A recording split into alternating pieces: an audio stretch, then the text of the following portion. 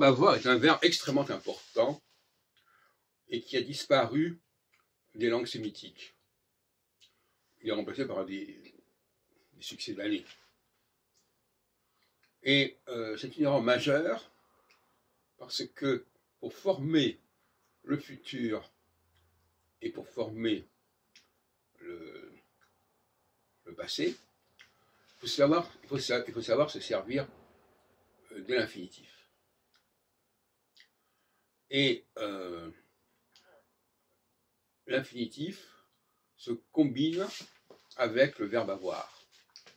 C'est les trois personnes du singulier et du pluriel. Je mangerai, haï, j'ai mangé, etc. Et à ce niveau-là, le passé composé en français est le véritable marqueur du passé et non pas l'imparfait. L'imparfait n'est pas intéressant en français.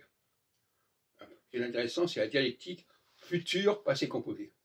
Et non pas, bon, alors on peut l'appeler imparfait si on veut, mais en effet, en l'occurrence, souvent les gens vont opposer ou vont compléter futur par imparfait. C'est futur passé composé, ça s'appelle comme ça, qu'il faut avoir en tête.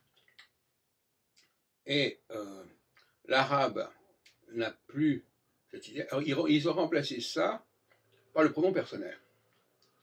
Le pronom personnel en hébreu joue le rôle quelque part du verbe avoir.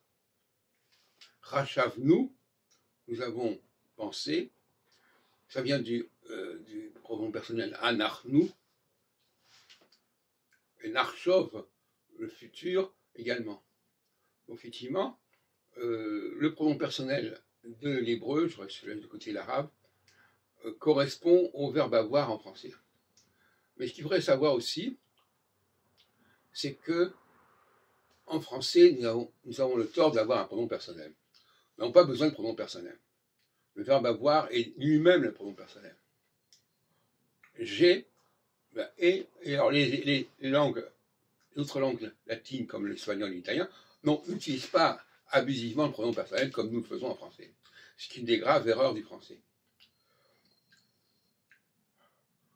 D'ailleurs, en français, nous avons par exemple l'impératif « allons enfants ».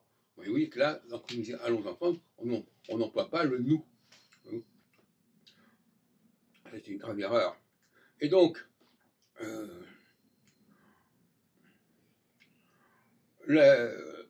l'allemand utilise abusivement, en tout cas utilise les pronoms personnels, et le français s'est aligné sur l'allemand finalement, et c'est un grand tort, parce qu'il a déjà le verbe avoir, et ça devrait lui suffire. Voilà.